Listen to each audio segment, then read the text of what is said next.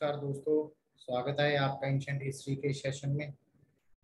तो ancient history के session का ये हमारा 10th लेक्चर है। तो आज के सेशन में हम मौर्यन पीरियड पार्ट सेकंड के बारे में डिस्कशन करेंगे, क्योंकि पार्ट फर्स्ट में हमने चंद्रगुप्त मौर्य और बिंदुसार के बारे में और कौन कौन से उनके सोर्सेज से उनके बारे में हमने पढ़ा था। बट आज इस सेशन में हम मौर्य पीरियड के सेकंड पार्ट है, जिसमें कि हम अशोका और उसका जो भी एडमिनिस्ट्रेशन है उनके बारे में डिस्कशन करेंगे।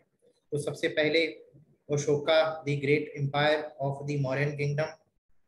अगर बात करें अशोका की, तो अशोका का जो टाइम पीरियड था वो 272 बीसी से शुरू होता है और 268 बीसी में उसने क्या किया, अपनी जो गद्दी थी उसको हत्या लिया था। अशोका बिंदुसारा एंड सुभद्रंगी का बेटा था और ये एक ग्रेट रूलर था मौर्य एम्पायर का एज वेल एज इंडिया का। और वार ऑफ कलिंगा हुई थी, जिसकी वजह से इसकी जो लाइफ थी वो चेंज होगी, क्यों होगी वो अगली वाली स्लाइड में हम डिस्कशन करेंगे। उसके बाद इसने बुद्धिज्म को अपना ली और दमा की पॉलिसी भी अपना ली, और कई सारे जो संस्कृत टैक्सीज हैं उसमें इसका नाम देवा नाम प्रिया भी मिलता है और प्रियदासी भी बोलते हैं। और इसका जो टाइम पीरियड था वो 268 बीसी टू 232 बीसी तक रहा। तो सबसे पहले हम बात करेंगे कहाँ कहाँ तक जो है अशोका ने अपनी टेरिटरी को एक्सपेंड किया था। इसने अफगानिस्तान इन वेस्ट एंड बांग्लादेश जो है ईस्ट तक अपनी टेरिटरी को एक्सपेंड किया था। इसने ऑलमोस्ट पूरी ही इंडिया को कवर अप कर लिया था, एक्सेप्ट एक तो केरला को और दूसरा तमिलनाडु और श्रीलंका को छोड़ के। और बाकी अशोका ने जो है सभी के इंडिया को कवर अप किया और साथ ही साथ एडेक्स्ट भी बनाए ओवरऑल इंडिया में, जैसे कि नेपाल, पाकिस्तान में। और इसकी जो पाटलिपुत्र कैपिटल थी वो पाटलिपुत्रा थी, जिस मॉडर्न टाइम पटना में, और प्रोविंशियल कुछ और भी कैपिटल थी जैसे कि Takshashila and Ujjain. Next one, early life of the Ashoka. Ashoka की मदर का नेम सुभद्रंगी था और इसकी वाइफ का नाम देवी या फिर बदीशा भी है, जो प्रिंसेस ऑफ दी उज्जैनी थी। और दो अदर वाइफ्स भी जैसे संधिमित्रा और कुर्बकी। और महेंद्र और थिरबता जो है इसके बेटों का नाम जो है वो इंस्क्रिप्शन में मेंशन है। बाकी और भी थे जैसे कि कुनाला एंड तालुका। और टू इसकी डॉटर थी, एक का नाम था संघमित्रा और दूसरी का नाम था चरुमती। जो अशोका था वो बिंदुसार का बड़ा बेटा नहीं था, वो छोटा बेटा था। बट बिंदुसार चाहता था कि उसका जो बड़ा बेटा है सुसीमा वो क्या बने, राजा बने। बट जो अशोका था वो एक बहुत ही अच्छा मिलिट्री ट्रेनर था और उसको वेपन की बहुत अच्छी जानकारी थी और एक अच्छा गुड एडमिनिस्ट्रेशन भी था, जब जे उज्जैन का गवर्नर था। जब 272 में बिंदुसार की मृत्यु हो जाती है तो अशोका जो है अपने भाई को हराकर वार ऑफ सक्सेशन जीतकर राजा बना। इनिशियली टाइम पीरियड में जो बहुत ही निर्दयालु, बैड टेम्पर इसको बोला जाता है, ठीक है, ये इसने जो है लोगों को टॉर्चर करने के लिए क्या किया हुआ था, टॉर्चर चैम्बर भी बनाए हुए थे। और उसके बाद इसने जो है स्टार्ट किया धीरे धीरे अपनी टेरिटरी को एक्सपेंड करना। तो ये धीरे धीरे अपनी जो टेरिटरी थी उसको एक्सपेंड करता चला। 262 बीसी में एक बैटल होता है जिसका नाम था बैटल ऑफ कलिंगा, जो कि मॉडर्न टाइम उड़ीसा में है। इस बार में उसने काफी सारी जो बिल्डिंग्स थी उसको डिस्ट्रॉय कर दिया और काफी सारे लोगों को मौत के घाट उतार दिया, जिसकी वजह से उसका जो मन था वो चेंज हो गया। और जैसे ही मन चेंज हुआ तो उसको लगा कि अब जो है उसको बुद्धिज्म को अपना लेना चाहिए। और इसी बात पर जो है उसने बुद्धिज्म को अपना लिया। और कलिंगा बार के बारे में जो 13th रॉक एडिक्ट्स है उससे हमें पता चलता है। और अब जो अशोका था वो धर्म अशोका बन गया एक चंद अशोका से, और लेटर जो है वो कन्वर्ट हो गया बुद्धिज्म में। मोगली पुता तीस्ता जो थे उसके गुरु थे, जिसके अंडरशिप में उसने बुद्धिज्म को अडॉप्ट किया था। और साथ ही साथ जो अशोका था उसने 250 बीसी में अंडर दी मोगलीपुत्ता तीसरी की प्रेसिडेंट में पाटलिपुत्रा में थर्ड बुद्धिस्ट काउंसिल भी कंडक्ट करवाई थी। उसने जो है पूरी जितनी भी अपनी बैडनेस थी उसको त्याग कर दम की पॉलिसी अपना ली। दम क्या होता है, दम का मीनिंग होता है धर्म संस्कृत में, जिसका मीनिंग होता है धर्म। और अब उसने जो है बुद्धिज्म को स्प्रेड करने के लिए मशीनरी जो है अब्रॉड में भेजना शुरू कर दी, जैसे कि उसने अपना बेटा महेंद्र और डॉटर संघमित्रा को श्रीलंका भेजा बुद्धिज्म के प्रचार प्रसार के लिए। और मोस्ट ऑफ जो एडिक्ट्स थे उसने पाली में, प्राकृत में और ब्रह्मी स्क्रिप्ट में खुदवाए, और कुछ जो है क्रोस्टी जिसकी की अरामिक स्क्रिप्ट थी उसमें, और उसके बाद कुछ जो है ग्रीक में भी क्या किए उसने खुदवाए थे। और ये जो लैंग्वेज थी वो डिपेंड करती थी लोकेशन वाइज की कौन सी लोकेशन में कौन से एडिक्ट्स होते थे। नेक्स्ट बात करेंगे हम इंस्क्रिप्शन के। तो 3 तरह के एडिक्ट्स थे, एक तो थे पिलर एडिक्ट्स, और दूसरे थे मिनोर रॉक एडिक्ट्स, और थर्ड वन थे मेजर रॉक एडिक्ट्स। अगर बात करूं पिलर एडिक्ट्स थी, 2 type of the stone use किया गया था इनमें। एक तो था स्पॉटेड वाइट स्टैंडस्टोन जो कि मथुरा में मिलता है, और दूसरा जो है बफ यानी कि बादामी कलर जो कि नियर अबाउट दी अमरावती के आसपास मिलता है। और इनकी जो हाइट थी वो 50 फीट हाइट होती थी, और 50 टन जो है इनका वेट होता था।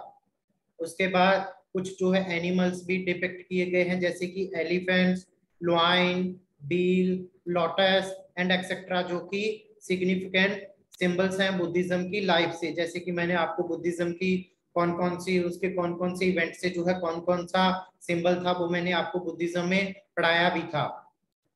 उसके बाद पिलर एडिक्ट्स जो है कहाँ कहाँ फाउंड हुए, जैसे कि Kandahar Afghanistan, Khyber Pakistan, Delhi, Vaishali and Champaran Bihar, Sarnath and Allahabad in the Uttar Pradesh, Amaravati in the Andhra Pradesh and Sanchi in the Madhya Pradesh. Next बात करेंगे लैंग्वेज कौन सी कहाँ पे जो है यूज की गई थी। जैसे कि ईस्टर्न पार्ट एम्पायर में जो है वो मगधी यूज की गई थी जिसकी स्क्रिप्ट ब्रह्मी थी, और मगधी जो है एक डायलेक्ट है प्राकृत लैंग्वेज का जो कि मगध रीजन में था। उसके बाद western part of the Maurya empire में प्राकृत जिसकी स्क्रिप्ट प्रोष्टी थी। उसके बाद मेजर रॉक एडिक्ट जो 13 था उसमें ग्रीक एंड अरामिक जो है एज अरामिक जो है यूज की गई है। नेक्स्ट बात करेंगे अशोका डेथ। अशोका की डेथ होती है 232 बीसी में, 40 साल के बाद रूल करने के बाद। और उसके बाद जो मौर्य एम्पायर था वो 2 पार्ट में डिवाइड हो गया, एक वेस्टर्न और दूसरा था ईस्टर्न।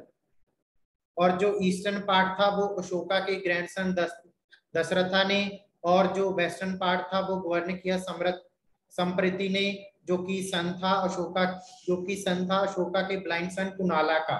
और उसके बाद नेक्स्ट बात करेंगे हम मौर्यन एडमिनिस्ट्रेशन की। तो अगर मौर्यन एडमिनिस्ट्रेशन की बात की जाए तो ये एक इफिशिएंसी एंड सेंट्रलाइज एडमिनिस्ट्रेशन था, और जिसकी जानकारी हम चाणक्य के जो अर्थशास्त्र है उससे हमें मिलती है, और साथ ही साथ जो इंडिका बुक लिखी गई है मेगास्थनीज के द्वारा वहां से भी हमें इसके बारे में जानकारी मिलती है। तो सबसे पहले अगर बात करें मौर्य एम्पायर की तो 4 प्रोविंसेस जो है कैपिटल में बांट रखा था। इनकी इंपीरियल जो कैपिटल थी वो पाटलिपुत्रा थी, कुछ और 4 प्रोविंशियल कैपिटल थी जैसे कि तुशाली जो ईस्ट में थी, उज्जैन वेस्ट में, और सुवर्णागिरी साउथ में, और तक्षशिला जो है वो नॉर्थ में सिचुएटेड थी। और अकॉर्डिंग टू मैगस्थनीज इंडिका के अकॉर्डिंग मिलिट्री में जो है 6 lakh infantry and 30,000 cavalry and 9,000 war elephant जो है शामिल थे। इंटरनल और एक्सटर्नल सिक्योरिटी के लिए जो स्पाइनेस थी यानी कि जो खुफिया सिस्टम था, जैसे कि अभी हमारे जो रॉ एजेंट है वो काम करते हैं वैसे जो है एजेंट रखे हुए थे खुफिया जानकारी के लिए। उसके बाद कुछ अपॉइंटेड ऑफिशियल्स भी थे जो टैक्स कलेक्ट करते थे, जैसे कि हेडरेड से, फार्मर से, ट्रेडर से और क्राफ्टमैन से। और एडमिनिस्ट्रेशन स्ट्रक्चर कैसा था वो हम आगे देखते हैं। तो किस तरह से, तो सबसे पहले जो है किंग होता था जो कि सुप्रीम पावर होती थी, और सभी जो वर्क थे उसके अकॉर्डिंग काम करते थे, और वो काम करता था काउंसिल ऑफ मिनिस्टर के अकॉर्डिंग, और इसको बोला जाता था मंत्री परिषद। और मंत्री मिनिस्टर जो होते थे उनको मंत्री बोला जाता था, और हेड ऑफ दी जो काउंसिल होता था उसको मंत्री परिषद अध्यक्षा बोलते हैं, जैसे कि आजकल हमारे प्राइम मिनिस्टर हैं।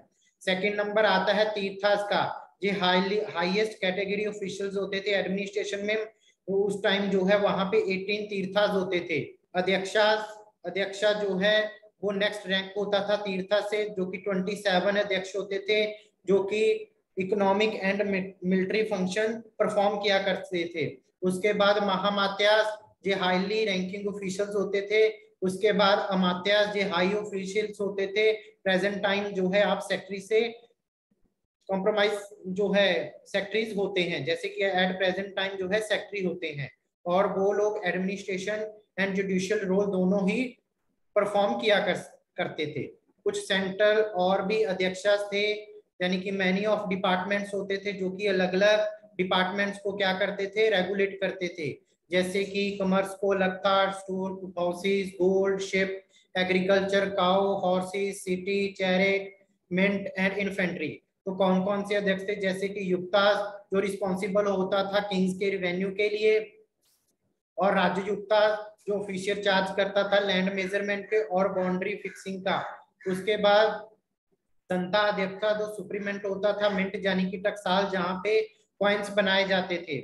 उसके बाद नेक्स्ट आता है समस्त अध्यक्षा जो सुप्रीडेंट होता था मार्केट का। उसके बाद शुक्ल अध्यक्षा जो सुप्रीडेंट होता था टूल्स का।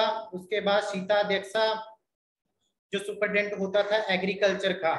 उसके बाद नवा अध्यक्षा जो सुप्रीडेंट रेगुलेट करता था शिप्स को। उसके बाद लोहा अध्यक्षा जो कि आयरन को सुप्रीडेंट करता था। उसके बाद उथावा अध्यक्षा जो सुप्रीडेंट होता था वेट एंड मेजरमेंट को। उसके बाद अकार अध्यक्षा जो सुप्रीडेंट होता था माइंस का। उसके बाद बाह्या हरिका महामाता जो जुडिशियल ऑफिसर होते थे। उसके बाद पुलिस संघा जो पब्लिक रिलेशन ऑफिसर्स को देखा करते थे। नेक्स्ट वन बात करेंगे हम लोकल एडमिनिस्ट्रेशन की। तो लोकल एडमिनिस्ट्रेशन जो है स्मॉल यूनिट जो एडमिनिस्ट्रेशन की होती थी उसका नाम था विलेज। हेड ऑफ दी जो विलेज था उसका नाम था ग्रामिका। और उसके बाद प्रदेशी का जो कि head of the provinces governor करता था यानी कि डिस्ट्रिक्ट मैजिस्ट्रेट। उसके बाद संताहिका जो टैक्स कलेक्टर का काम किया करता था। उसके बाद Durgapala governor of the fort, Antapala governor of the frontiers and Akshapatala account general. उसके बाद लिपिकारा जो कि मुंशी होता था, यानी कि आजकल का आप क्लैरिकल लगा सकते हो। मिलिट्री एडमिनिस्ट्रेशन की अगर बात करें तो कमांडर इन चीफ होता था जिसको कि सेनापति बोलते थे, और इसकी किंग के बाद सेकंड पोजीशन होती थी जिसको कि अपॉइंट किया जाता था किंग के द्वारा। जो मिलिट्री थी वो 5 सेगमेंट में डिवाइडेड होती थी, जैसे कि इन्फेंट्री पैदल सेना, घोड़सवार, चैरिट रथ सेना, elephant forces, navy and transport और प्रोविंसेस। जितनी भी सैलरीज दी जाती थी आर्मी को वो कैश में पेड होती थी। Next one revenue system. जो रेवेन्यू डिपार्टमेंट का चीफ होता था उसको समहर्ता बोलते थे। अनदर इंपोर्टेंट ऑफिशियल जैसे कि सनीहथा जो कि ट्रेजर होता था। रेवेन्यू जो कलेक्टेड था जैसे कि land, irrigation, shop, custom, forest, ferry, mines and pastures. और लाइसेंस फीस होती थी जो कि आरटीएम से और फाइन के रूप में लिया जाता था। और जो लैंड रेवेन्यू होता था वो 1/6 होता था प्रोडक्शन का। नेक्स्ट बात करेंगे decline of the Maurya empire. क्या कारण थे कि मौर्य एम्पायर जो है डिक्लाइन हो गया? अशोका की डेथ के बाद सिर्फ 5 दशक में ही जो मौर्य एम्पायर था वो डिक्लाइन होता शुरू हो गया। सबसे पहला कारण ये था कि जो छोटे छोटे में प्रोविंसेस थे उन्होंने राइज होना शुरू कर दिया, और साथ ही साथ जो मौर्य एम्पायर था वो काफी स्ट्रेच हो चुका था, यानी कि अफगानिस्तान टू बांग्लादेश तक। और अशोका की बात जैसे कि पार्टीशन ऑफ द एम्पायर, जो एम्पायर था वो छोटे छोटे प्रोविंसेस में डिवाइड हो चुका था। हाईली सेंट्रलाइज्ड एडमिनिस्ट्रेशन था, बीकम मुबारक आफ्टर द अशोकास, और इंडिपेंडेंट ऑफ द प्रोविंसेस, और साथ ही साथ internal revolt, foreign invasion, Ashoka's policy जैसे कि दमा की पॉलिसी अपना ली। ठीक है, यानी कि अशोका ने दम की पॉलिसी अपनाई थी, उसके आसपास वाले राज्यों ने तो नहीं। और साथ ही साथ जो है ब्राह्मणिकल रिएक्शन भी था जिसकी वजह से मौर्य एम्पायर जो है डिक्लाइन होता चला गया। अगर इंटरनल रिवोल्ट की बात करें तो जब ब्रियत का रूल चल रहा था तो इंटरनल रिवोल्ट होता है उसके आर्मी चीफ जिसका नाम था Pushyamitra Shunga 185 BC to 186 BC तक। बाणभट्ट ने अपनी हर्षचरिता में डिस्क्राइब किया है कि पुष्यमित्र शुंगा ने ब्रियत को आर्मी परेड में मारा था, यानी कि पूरी आर्मी के सामने मारा था अपनी बहादुरी को दिखाने के लिए। और यहीं तक जो है धीरे धीरे जो मौर्य एम्पायर था वो मगध से खत्म हो गया और नेक्स्ट जो डायनेस्टी रूल करती है मगधा पर वो थी शुंगा डायनेस्टी। तो नेक्स्ट पार्ट में हम शुंगा डायनेस्टी के बारे में और जो भी फॉरेन अटैक हुए थे उनके बारे में डिस्कशन करेंगे। आज के सेशन में हम यहीं पर रुकेंगे, बाकी की बातें नेक्स्ट सेशन में। Thank you very much for listen patiently. Have a nice day. Bye bye. Thank you very much.